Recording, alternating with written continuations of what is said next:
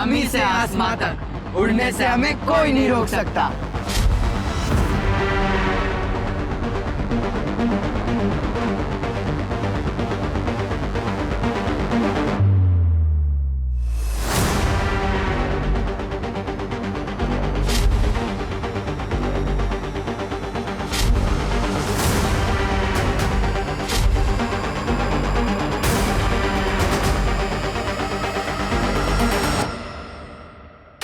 अरे बेटा क्या हुआ आपको?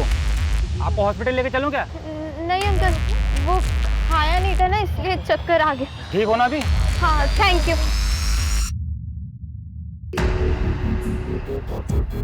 सिर्फ कैश रखो अपने पास, बाकी एटीएम आईडी वगैरह सब फेंक दो। ऐसी कोई भी चीज अपने पास मत रखना जिससे पुलिस हम तक पहुंच सके।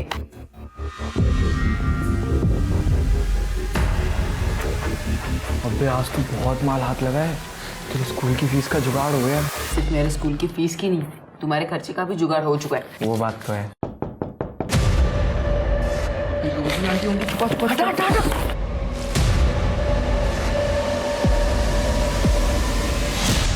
बच्चा पार्टी, इट्स टी टाइम, और टी के साथ केक भी। अरे आंटी, इतना तो इनके घर वाले भी ख्याल नहीं रखते होंगे जितना आप इनका रखती हो। कसम से आप नहीं होती ना तो मैं बाल बाल के मर जाता। मैं चुप बुक्कड़। आंटी अब पूरे दिन हम लोग के लिए खाना बनाती रहती है, इतना मत परेशान हुआ कीजिए अब हम लोग के लिए। चुप चुप चुप चुप चुप, मुझे तुम लोग सब बताओ, एक मदर अपने बच्चों को खाना बना के खिलाने में कभी टायर्ड होती है क्या? नहीं ना। और तुम लोग और क्या खाओगे? हाँ क्या क्या क्या क्या? समोसे। मैंने बनाए समोसे, अभी लेके आती हूँ। ले पकड़। मेरा शेयर? हाँ हाँ, तुम्हारे शेयर्स तो सबसे बड़े होने चाहिए, आखिर तुम हमारे बिजनेस मॉडल की सेल्स गर्ल हो। हाँ वो तो है। ये ले, ये। पता है मुझे क्या चाहिए? बहुत रिस्क है उसमें, चुप रहे। रिस्क तो चोरी में भी है, फिर भी कर रहे हैं ना। बहुत ज्यादा रिस्क है उसमें। रिस्क कितना भी बड़ा हो, हम अभी 18 के नीचे हैं। पकड़े भी गए तो जुवेनाइल होम में तो जाएंगे। जुवेनाइल होम मतलब वही ना, बाल सुधार गृह? हाँ बाल सुधार गृह। देख अभी तुम लोग की चॉइस है, अपनी पूरी जिंदगी ऐसी छोटी मोटी चोरियां करनी है या अपनी जिंदगी शान से जीनी है। जमीन से आसमां तक उड़ने से हमें कोई नहीं रोक सकता।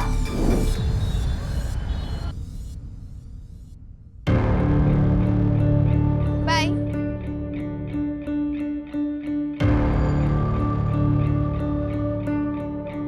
अवनी, कौन था वो लड़का? अरे पापा, अनुज होगा। अवनी के ही स्कूल में पढ़ता है, रोज आता है इसे छोड़ने, है ना अवनी? क्यों आता है वो छोड़ने? कौन लगता है वो तेरा? पापा दोस्त है। ये लड़कों से दोस्ती मेरे घर में नहीं चलेगी। अगले टाइम उसके साथ भी देखा ना तो काट के फेंक दूंगा। अच्छा सुनिए, मेरे पास है, मेरे जेब में। मैंने कहा था ना आपसे, तन्मय भूल गया होगा पैसा जमा करना। ये देखिए फीस के पैसे। तू चुप कर, जीना हराम करके रखा हुआ तुम दोनों ने। सुधर जाओ। बेटा बेटा तू बुरा मत मानना। हाँ गुस्से में थे ना तेरे पापा, इसलिए। मेरा बाप नहीं है वो।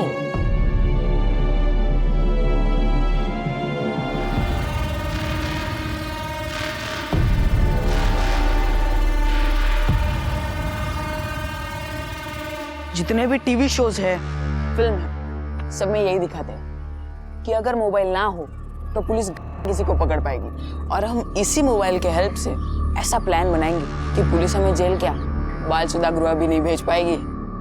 वो सब तो ठीक है, पर प्लान क्या है? प्लान का स्टेप 1, हमारे दोस्ती के बारे में सिर्फ उतना ही पता होना चाहिए जितना हम उन्हें बताना चाहें। इसलिए आज से एक दूसरे को सिर्फ 1-2 रेगुलर कॉल्स ही करने हैं, बाकी इंटरनेट कॉल्स करने हैं, क्योंकि उसे ट्रैक कर पाना मुश्किल होता है। तो इंटरनेट कॉल्स ही कर लेते हैं ना, नॉर्मल कॉल्स की जरूरत क्या है? नहीं, अगर रेगुलर कॉल्स करना एकदम ही बंद कर दिया तो पुलिस को शक हो सकता है। तो प्लान ये है,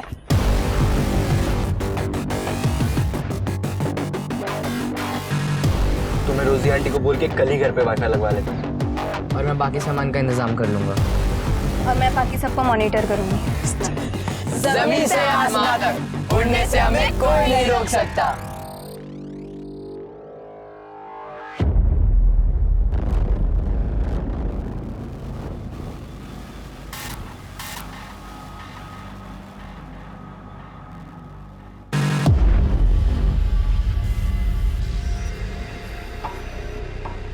मम्मी मम्मी कोई है बाहर? प्लीज दरवाजा खोलो। मम्मी कोई है बाहर? प्लीज प्लीज दरवाजा खोलिए। क्या हुआ तन्मय? आंटी आंटी प्लीज दरवाजा खोलिए ना आंटी प्लीज।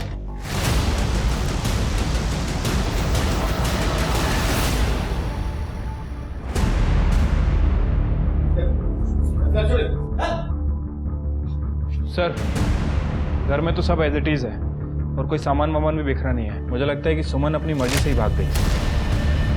सर मम्मी अपनी मर्जी से कहाँ जाएगी, और अगर गई भी होती तो मुझे बता कर जाती। पड़ोसियों से पूछताछ करो, हो सकता है किसी ने कुछ देखा हो। ठीक है सर। तन्मय सब कुछ डिटेल में बताओ। सर परसों रात 9 बजे तक मैंने खाना खा लिया था और फिर मैं अपने कमरे में चला गया सोने के लिए। फिर मैं सीधा कल दोपहर 1 बजे उठा। मम्मी मम्मी मम्मी कहाँ चली गई?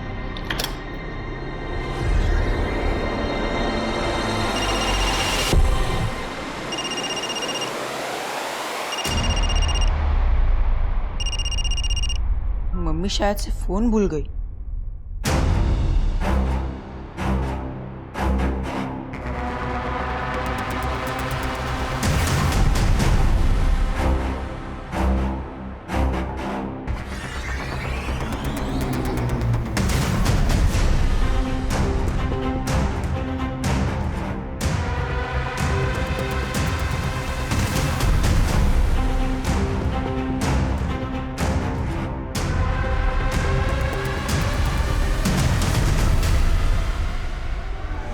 परसों रात 9 बजे से कल दोपहर 1 बजे तक और कल शाम 5 बजे से आज सुबह 7 बजे तक 30 घंटे सोए हो तुम हमेशा इतनी ज्यादा नींद लेते हो क्या?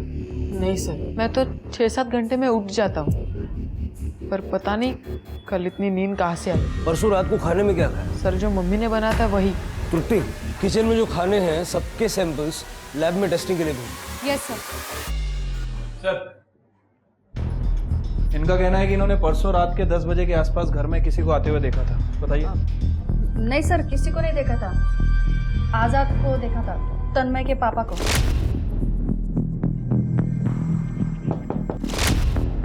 आजाद अंकल मेरे पापा नहीं है।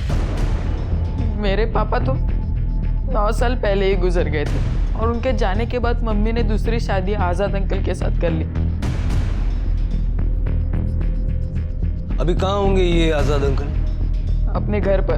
अपने घर पर मतलब कोई और घर है उनका? आजाद अंकल अपनी पहले बीवी उषा आंटी और उनके बच्चे के साथ रहते हैं जीके रोड पर, और वो तो यहाँ पे 2-3 दिनों में सिर्फ 1-2 घंटे के लिए आते हैं। और परसों रात वो कब है मुझे नहीं पता।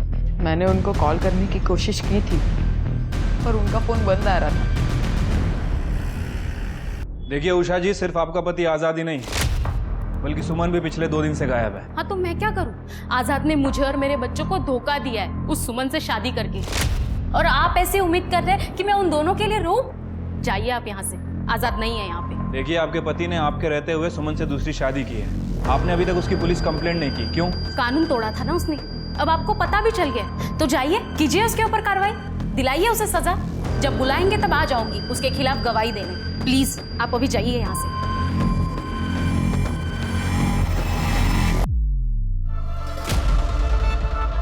तेरे मामा मामी कब निकल रहे?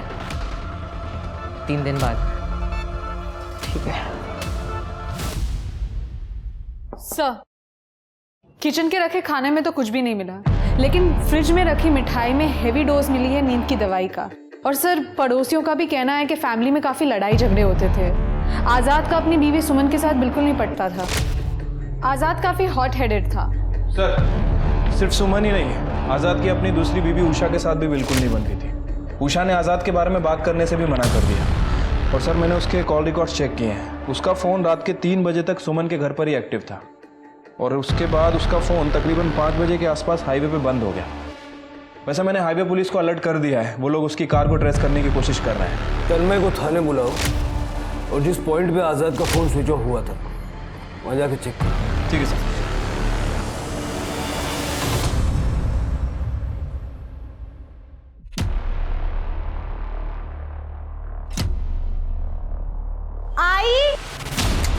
दीप्ति, देखिए आप नानी बनने वाली है। आई जल्दी आइए, आई। शर्म तो तुझ में है ही नहीं, जो मुंह में आता है बोलती जाती है। अरे मुझे क्यों मार रही हो? अपनी लाडली से पूछो ना, हाथ में प्रेगनेंसी किट लेके घूम रही है। क्या बोल रही है? हाँ? नहीं आई, मैंने कुछ नहीं किया। दिखाओ, अपनी दिखाओ। नहीं दीप्ति, दिखाओ दीप्ति। ये देखिए कैसी हरकतें कर रही है आपकी लाडली।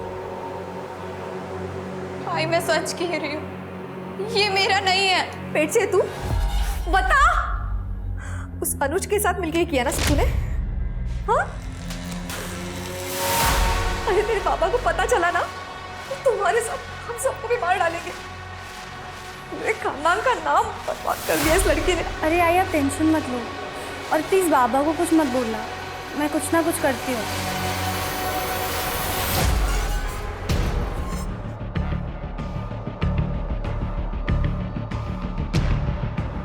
इन दोनों को कभी इस एरिया में देखा है? सर इन दोनों को तो नहीं देखा, लेकिन सुबह सुबह 2 दिन पहले यहीं पर ये सफ़ेद रंग की सेम ऐसे ही गाड़ी देखी थी। कहाँ देखी थी? सर इस रास्ते से जा रही थी। गाड़ी का नंबर देखा तुमने? नहीं सर, नंबर तो ध्यान नहीं दिया। ठीक है, थैंक यू। तृप्ति, कुछ बताया उन लोगों ने? इसका कहना था कि इसने 2 दिन पहले यहाँ पे एक कार को देखा था, और मार्केट जाने का केवल एक यही रास्ता है। एक काम करो, वहाँ दुकानों का सीसीटीवी फुटेज चेक करो, शायद किसी फुटेज में आज़ाद की कार जरूर कैप्चर हुई होगी। हाँ सर, वो मिठाई आज़ाद अंकल ही लाए थे और वो मैंने खाई थी। तन्मय, उस मिठाई में नींद की दवा मिलाई गई थी ताकि तुम गहरी नींद सो जाओ। इसके 2 ही मतलब हो सकते, या तो तुम्हारी मम्मी अपनी मर्जी से आज़ाद अंकल के साथ कहीं चली गई है, या फिर आज़ाद अंकल ने उनको किडनैप कर लिया। अगर तुम ऐसा कुछ भी जानते हो जो तुम हमें नहीं बता रहे हो तो यही वक्त है बता दो, क्योंकि जितना जल्दी तुम सच बताओगे उतना जल्दी हम तुम्हारी मम्मी को ढूंढ पाएंगे।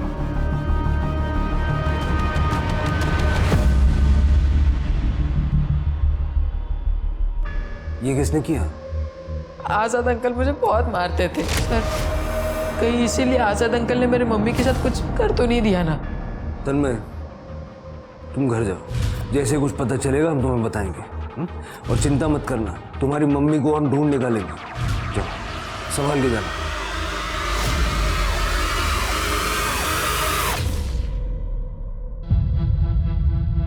ये तुम्हारे लिए। हाँ, ये क्या कर रहे हो? इतने पैसे उसको क्यों दे रहे?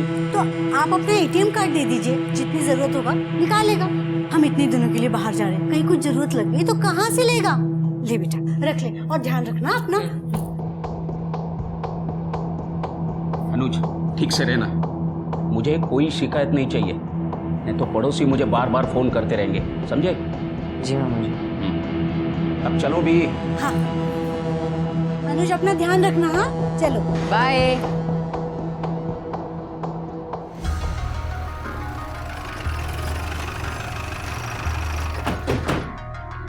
रोजी आंटी ने तुम लोग को निकलते तो नहीं देखा रूम से?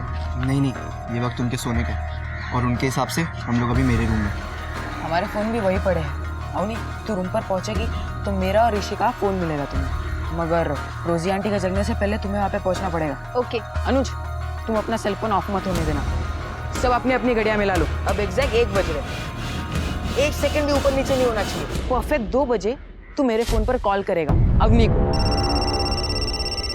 और अवनी, फोन उठाकर एटलीस्ट 20 सेकंड तक मुझसे बात करना।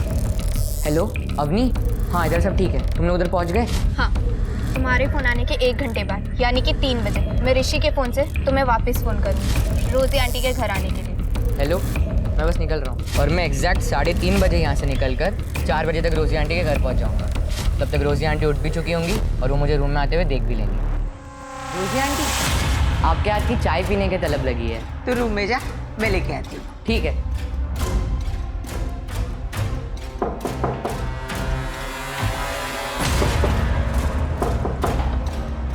Hi aunty. Hi, thank you. Welcome my child. और गाइस, सेल फोन लोकेशन और कॉल्स बिल्कुल भी ऊपर नीचे नहीं होनी चाहिए, किसी भी कीमत पर। और अगर हमने ऐसा बिना किसी कॉल के कर लिया तो पुलिस हम तक पहुंच ही नहीं पाएगी। और इनकेस अगर पुलिस हम तक पहुंची तो रोजी आंटी है ना, हमारी आई विटनेस, वो कह देंगे कि हम उनके ही घर पर थे। तो फिर तुम दोनों निकलो, वरना मामा मम्मी दूर निकल जाएंगे। जमीन से आसमां तक उड़ने से हमें कोई नहीं रोक सकता।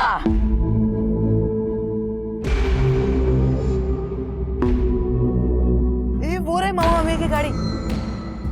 पर गाड़ी अब मत रुकना, पटवाड़ी आने तो फिर रोकते।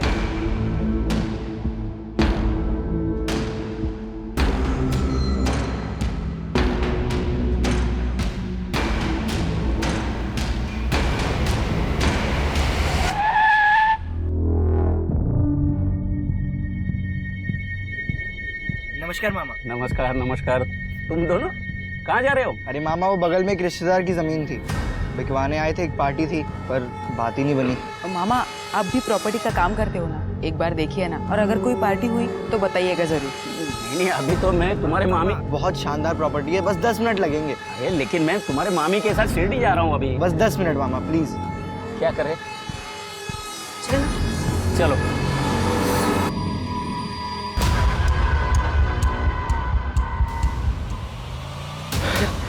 होटल नमक और सामान लेके आ सकते।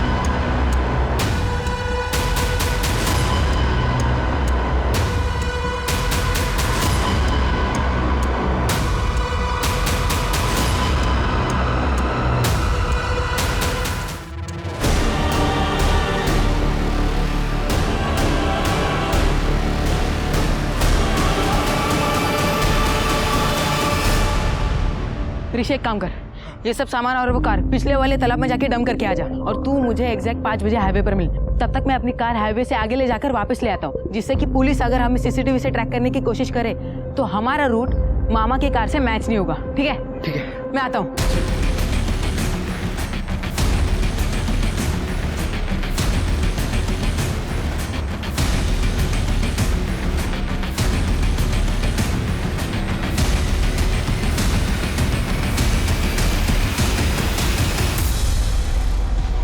एक प्रॉब्लम हो गई, मामा की कार नहीं डंप हो पाई।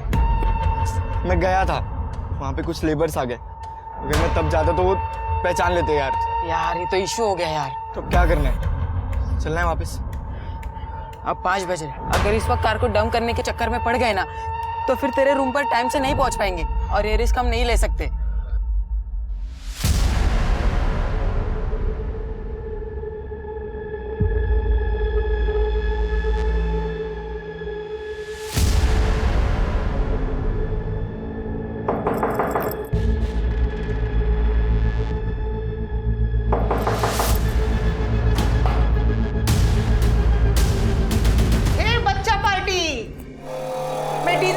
जा रही हूँ। Special requirement? हाँ उन्हीं? नहीं आंटी। हे तन्वय, तू यही डिनर करके जाएगा? नहीं आंटी, मैं घर जाके बना लूंगा। वाई माय डियर सन, मैं हूं ना, मैं बनाऊंगी डिनर।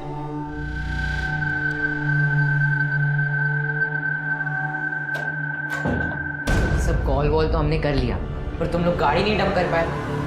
प्रॉब्लम में फंस गए। प्रॉब्लम में तब फंसेंगे जब हम पुलिस से भागने की कोशिश करेंगे, और हम भागेंगे ही नहीं बल्कि पुलिस को भगाएंगे।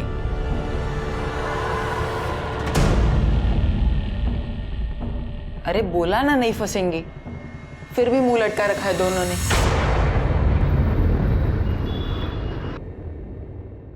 जी वो मुझे पता करना था कि यहाँ पे। अरे मैडम क्या पता करना है, जल्दी बोलो ना, सारा दिन थोड़ी ना मेरे पास और भी काम होते हैं मुझे। जी वो यहाँ पर अबॉर्शन होता है क्या? सर रात होने की वजह से फुटेज साफ नहीं है, लेकिन इसमें आज़ाद की कार कैप्चर जरूर हुई है। ये देखिए। शिल्के, मार्केट से जाते हुए गाड़ी में 2 लोग, एक आदमी और एक औरत, लेकिन वापसी में पैसेंजर सीट खाली है। मतलब आजाद सुमन को डंप करने वहां गया। सर तन्मय आया है। सर मेरे मम्मी का कुछ पता चला? 5 दिन हुए उन्हें गए हुए। तन्मय, तुम्हारी मम्मी को ही ढूंढ रहे हैं। चिंता मत करो, घर जाओ, ठीक है?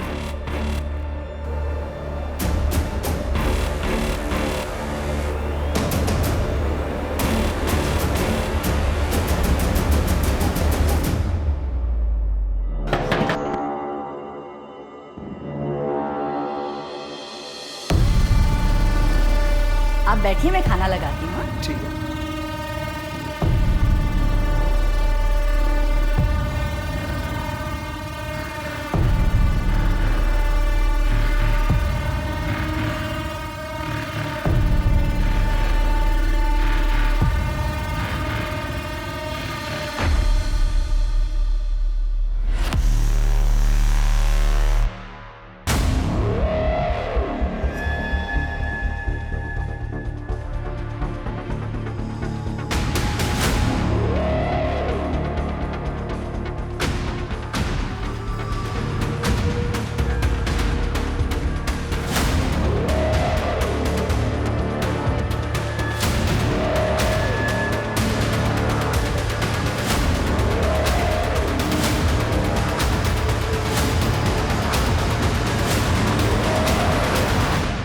सोचिए, ये बच्चे अभी 18 साल के भी नहीं हुए थे, मगर उन्होंने एक बेहद शातिर योजना बनाकर अपने ही परिवार के 4 सदस्यों की हत्याएं कर दी थी। एक ऐसी योजना जिसमें उन्होंने वर्तमान में ही पुलिस के द्वारा भविष्य में उठाए जा सकने वाले हर संभावित कदम का ख्याल रखकर एक परफेक्ट क्राइम को अंजाम देने की कोशिश की थी। लेकिन जैसा कि कहते हैं, कोई भी क्राइम परफेक्ट नहीं होता है, वैसे ही केशव और मालती के परफेक्ट मर्डर में एक इम्परफेक्शन रह गया था। वो थी केशव की कार, जिसे तन्मय और ऋषि ठिकाने नहीं लगा पाए थे। और आखिर में ये कार और कार में पड़े केशव के दस्तावेज ही पुलिस के लिए केशव और मालती की डेड बॉडी तक पहुंचने का जरिया बने। इगतपुरी पुलिस को इन्फॉर्म कर दो। मम्मी,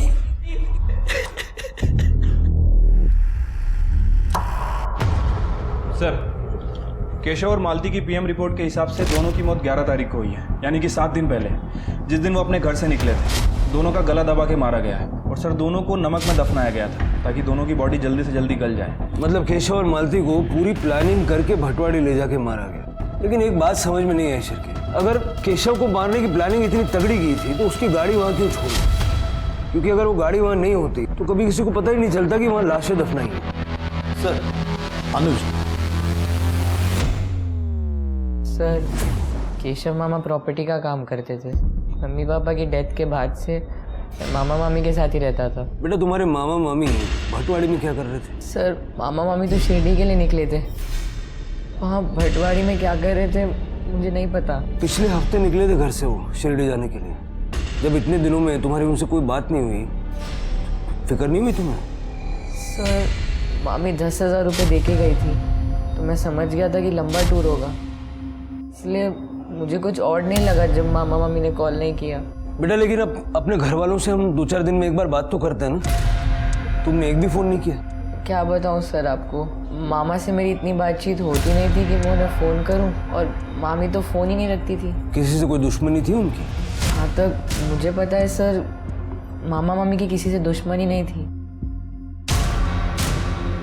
चलो, आजकल की जनरेशन बहुत बेफिक्री हो गई है। इतने दिनों में एक बार भी बात नहीं की उसने अपने घर वालों से। जरा इस लड़की की डिटेल्स भी निकालो, मुझे इसकी बातें हजम नहीं हो रही। यार, वो पुलिस वाले थाने में बिठाकर सवाल पूछ रहे थे। अरे तो इतने जल्दी पैनिक क्यों कर रहे हैं? अकेले हमारा केस थोड़ी ना है पुलिस वालों के पास। 75 केस होंगे थाने में और 1-2 और आ जाएंगे और फिर वो अपने केस के बारे में भूल ही जाएंगे। अच्छा, तुम लोग मेरा काम करने वाले हो कि नहीं करने? करेंगे, लेकिन थोड़ा रुक कर। और मेरा काम? भाई, तेरा काम तो सबसे पहले करेंगे। क्यों अनुज? रोजी आंटी को उनके ही गार्डन में दफनाने के लिए कितना वक्त लगेगा? 1 घंटा, 2 घंटा? देख, दफनाने को तो 20 मिनट में दफना देंगे, मगर ऋषि तू सोच ले, घटिया ही सही लेकिन टाइम टू टाइम चाय तो पिलाती है। अरे और केक भी खिलाती है। अबे, एक बार बुढ़िया की प्रॉपर्टी हाथ लग जाना, फिर माँ कसम ऐसा होटल खोलूंगा ना, फिर तुम लोग पीते रहना चाय कॉफी जूस जो पीना है तुम लोग को। भाई, अनुज के पास तो उसके मामा का बिजनेस है करने को, और अवनी तो शादी वादी करके अपने पति के साथ चली जाएगी। बच्चा अब मैं, मेरे पास तो कुछ है ही नहीं करने को। ए ऋषि, तू मुझे अपना पार्टनर बनाएगा क्या अपने होटल पर? दोनों भाई मिलकर काम करेंगे। अरे वो सब तो ठीक है, लेकिन ये अपनी कहीं शादी के बाद अपने पति को बोल ना दे, सालों बाद भी डाल देते पुलिस वाले जेल में।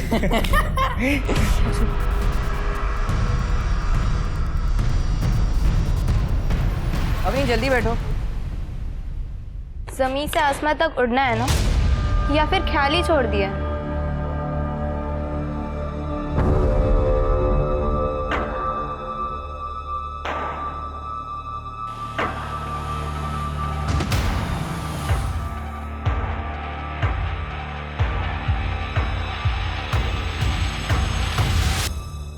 Are you sure? Yes sir. On 13 August Anuj was here. उसका दोस्त ऋषि मेरे पास रेंट पे रहता है, वो उससे ही मिलने आया था। आपके हाथ की चाय पीने की तलब लगी है। तो रूम में जा, मैं लेके आती हूँ। ठीक है सर, केशव और मालती के मर्डर वाले दिन अनुज यहाँ शिवाजी नगर में अपने दोस्त ऋषि के घर था। ऋषि के मकान मालिक ने कंफर्म किया है सर। ठीक। सर, एक लड़की की लाश मिली है।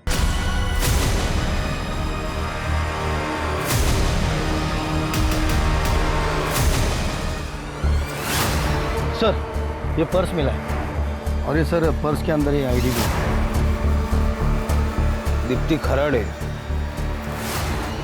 सर, इसको रिपीटेडली स्टैप किया गया है। अभी तक इसकी बॉडी भी स्टिफ नहीं हुई है। ज़्यादा टाइम नहीं हुआ है इसकी डेथ को। और सर, सेक्सुअल असॉल्ट के कोई साइंस नहीं है। पोस्टमार्टम के लिए भेज के फैमिली को इन्फॉर्म कर दो। सर, दीप्ति मेरे बच्ची।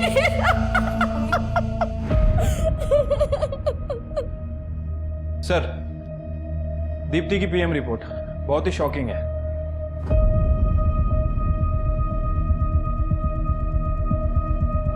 मिस्टर विश्वास, आप चाहे कुछ भी कहें, लेकिन हमारे पास दीप्ति की पोस्टमार्टम रिपोर्ट आई है और उसमें ये लिखा हुआ है कि 10 दिन पहले दीप्ति ने अबॉर्शन करवाया था। आप बता सकते हैं कि उसके होने वाले बच्चे का पिता कौन होगा? अवनी, तुम जानती हो इस बारे में? मैं दीप्ति के प्रेगनेंसी के बारे में तो कुछ नहीं जानती, मगर उसके कॉलेज में एक लड़का था, रजत। वो शायद उसका बॉयफ्रेंड था।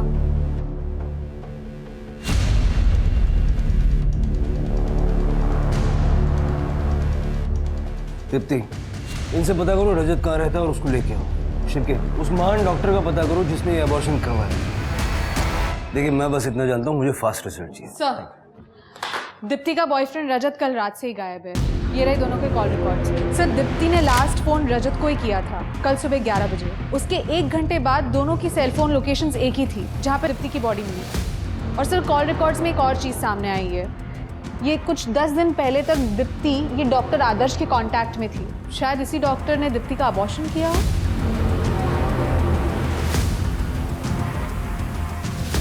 इन्हें तो जानते ही है ना।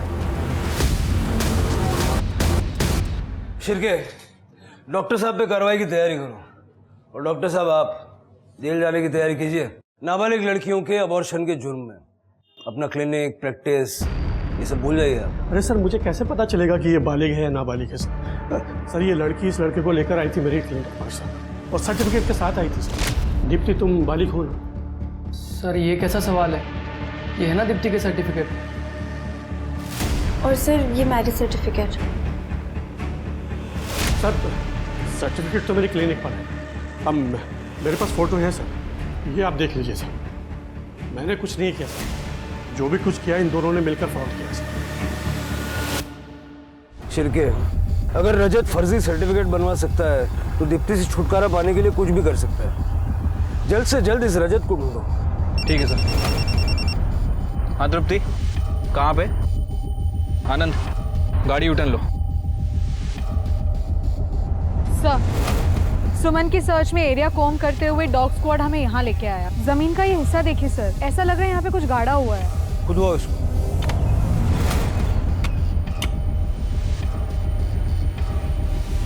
एक मिनट रुक जाओ।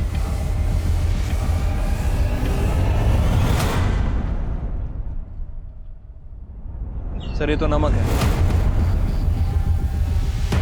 जरा और खोदो।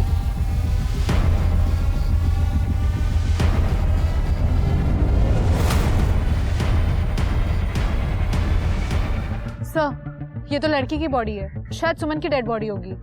और खोदो। सर, यहाँ तो एक आदमी की भी बॉडी है। दोनों बॉडी बाहर निकालो। सर, ये तो आज़ाद है। अभी तक तो हम इसे कल्पित मान के चल रहे थे, लेकिन अभी खुद विक्टिम।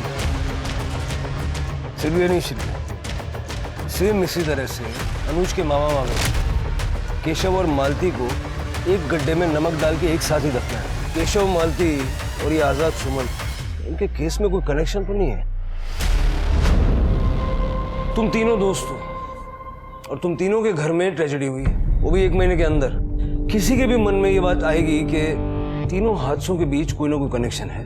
पर सर क्या कनेक्शन है? तुम बताओ क्या कनेक्शन है? ऐसा कुछ है जो तुमने नहीं बताया?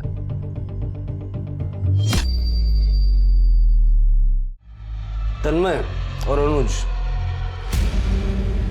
क्या बात है? सर, अवनी की बहन दीप्ति के बारे में तो कुछ नहीं पता, लेकिन मम्मी ने कुछ पैसे इकट्ठे किए थे एक छोटी ज़मीन खरीदने के लिए, इसलिए मैंने उन्हें केशव मामा से मिलवाया था। हाँ सर, मामा आंटी की हेल्प कर रहे थे वो प्रॉपर्टी खरीदने में। लेकिन सर, मेरी बहन दीप्ति ना तो कभी तन्मय की मम्मी से और ना ही कभी अनुज के मामा मामी से मिली है, तो फिर उसका मर्डर किसने किया और क्यों किया? केशव, मालती, आजाद और सुमन, इन दोनों केसेस में इतनी सिमिलरिटीज है, प्रॉपर्टी को खरीदने बेचने का एंगल भी। लेकिन दीप्ति का मर्डर एकदम अलग तरीके से किया गया और किलर ने दीप्ति की बॉडी को छुपाने की कोई कोशिश नहीं की। एक काम करो शिल्पी, ये प्रॉपर्टी वाला एंगल क्या है जरा चेक करो। और रजत की कोई खबर नहीं है, वो कहाँ है? सर हम उसे ढूंढ रहे हैं, जल्दी हमारी गिरफ्त में होगा। तृप्ति, दीप्ति की फैमिली को इन्वेस्टिगेट करो। एक पॉसिबिलिटी ये भी है कि उनको दीप्ति के इस चक्कर के बारे में पता चल गया होगा और उन्होंने ही दीप्ति को मार दिया। ठीक है सर। भाई देख, ओए, इससे पहले कि पुलिस हम तक पहुंचे, रोजी आंटी के लॉकर में जितने पैसे उन सबको लेके यहाँ से भाग जाते हैं, प्लीज। एक बार भागे ना तो जिंदगी भर भागते रह जाएंगे। अरे तू सही तो कह रही है अवनी, और वैसे भी हम लोग जुवेनाइल हैं, 18 साल से कम उम्र है हमारी, तो ना ही पुलिस हमें मार सकती है और ना ही हमें जेल में रख सकती है। Rest jail. सर मैंने केशव के ऑफिस में इंक्वायरी की। केशव सुमन को ज़मीन खरीदने में मदद कर रहा था और केशव ने सुमन को बहुत सारी प्रॉपर्टी दिखाई भी थी। कोई प्रॉपर्टी विवाद वगैरह में है क्या? नहीं सर, ऐसा तो कुछ सामने नहीं आया है। सर, मैंने इस केस से रिलेटेड सभी लोगों के कॉल रिकॉर्ड्स चेक किए, कुछ भी सस्पिशियस नहीं मिला। सुमन और आज़ाद के गायब होने वाली रात तन्मय की लोकेशन अपने घर की थी, जबकि अनुज और अवनी अपने घर में, और मालती और केशव के मर्डर वाले दिन तीनों अनुज, अवनी और तन्मय अपने दोस्त ऋषि के घर में थे, शिवाजी नगर में। और दीप्ति के मर्डर वाले दिन की लोकेशन? सर सबकी सेम ही है। इनफैक्ट मैंने दीप्ति के पेरेंट्स की भी लोकेशन चेक की। दीप्ति के फादर उसके ऑफिस में थे और माँ उसके घर पे थी, और सर इनके फ़ोन पे भी लगातार कॉल्स आ रहे थे। मतलब ये भी नहीं कह सकते कि इनमें से कोई भी अपना फ़ोन घर पे छोड़ के गया था। जब सब कुछ क्लियर है तो हमसे क्या छूट रहा है, खासकर दीप्ति के मर्डर केस में? दीप्ति को मारने का तरीका औरों से अलग क्यों? सर, लॉयर देशपांडे साहब वाले आपको मिलना चाहते हैं। ये क्या बकवास है? बकवास नहीं है, कोर्ट का ऑर्डर है। अगली बार अगर आपको मेरे क्लाइंट्स अनुज सिरोही और तन्मय गावड़े से बात करनी हो तो पहले आप मुझे इन्फॉर्म करें। मेरे दोनों क्लाइंट्स ऑर्फन है और माइनर भी। एक तो पहले ही वो अपने रिलेटिव्स के अनटाइमली डेथ के सदमे से स्ट्रगल कर रहे हैं, इसीलिए कोर्ट का ऑर्डर इशू करवाया मैंने। शिरके, इन केसेस को रिविजिट करो। इन बच्चों का कुछ ना कुछ कनेक्शन है इन केसेस के साथ, वरना इतने ज़्यादा प्रोएक्टिव नहीं हो। नज़र रखो। सर भटवाड़ी के खंडर की तरफ जाने वाले रास्ते पे कहीं भी सीसीटीवी नहीं है, लेकिन सर उस रास्ते से लगभग 1 किलोमीटर दूर 2 सीसीटीवी कैमरे हैं और उन दोनों का बीच का डिस्टेंस लगभग 1 किलोमीटर है। ये पहले कैमरे की फुटेज है सर, ये देखिए। और 2 घंटे बाद ये दूसरे कैमरे का फुटेज देखिए सर। इसमें केशव की कार गायब हो गई, लेकिन वो दूसरी कार पास हुई। 1 किलोमीटर का डिस्टेंस कवर करने में इस गाड़ी को 2 घंटे लग गए। शिरके, इस गाड़ी की डिटेल्स निकालो। तृप्ति, तुम्हारे लिए काम है। सर, एक मिठाई वाले का पता करना है। जी मैडम, मैं जानता हूँ इसको, रेगुलर कस्टमर है मेरा, अक्सर आता है दुकान पे। सर जो सीसीटीवी फुटेज में दूसरी कार दिखी थी वो एसडी गैरेज में बनने के लिए गई थी। वो गैरेज का जो मैकेनिक है वो अनुज का दोस्त है, इसी वजह से 13 तारीख को वो वहाँ से कार लेके गया था। और सर मिठाई वाले ने तन्मय को पहचान लिया है। मिठाई लेने तन्मय गया था आज़ाद में। बड़े पीछे से देखो। सर, उधर से भाग रहे।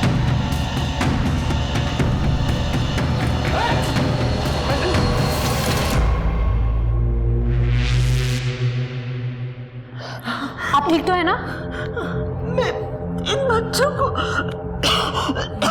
बहुत प्यार करती थी, फिर मुझे क्यों मारना चाहते थे?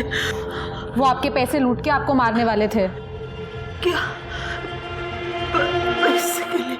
अब खेल खत्म हो चुका है तुम लोगों का। सब कुछ चुपचाप बता दो, क्यों किया, कैसे किया। सर आजाद मुझे मारता था और मम्मी उन्हें रोकने की जगह मुझे ही समझाती थी। नाक में दम करके रखा था दोनों ने। मेरा मामा मेरा बाप बनने की कोशिश कर रहा था। मुझे कोई शिकायत नहीं चाहिए।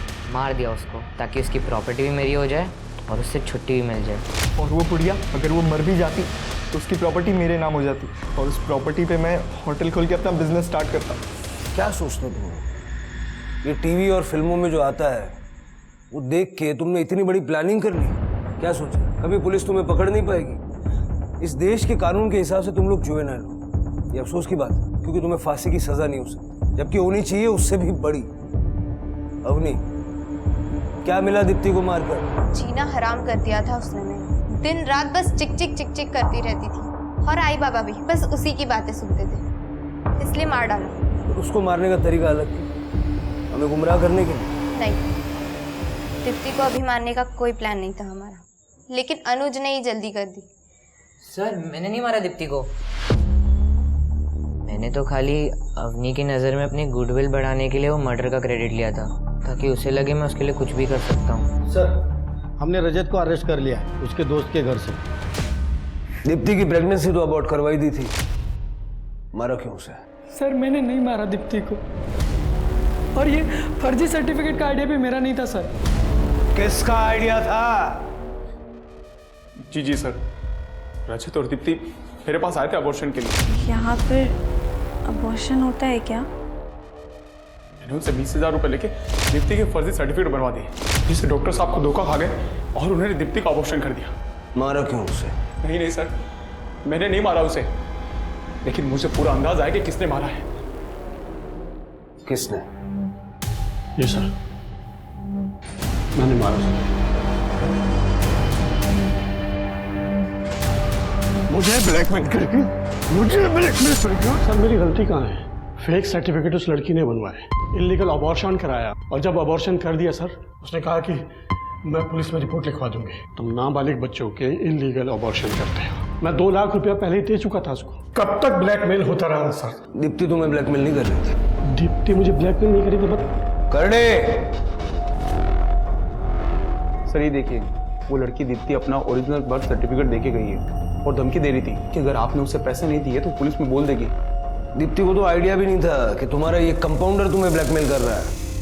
डॉक्टर इसलिए बने थे लोगों को जिंदगी देने के लिए या इस तरह इलीगल अबॉर्शन करके जिंदगियां छीनने के लिए? अगर एक बार तुमने दीप्ति से बात कर ली होती तो उसे जान नहीं गंवानी पड़ती।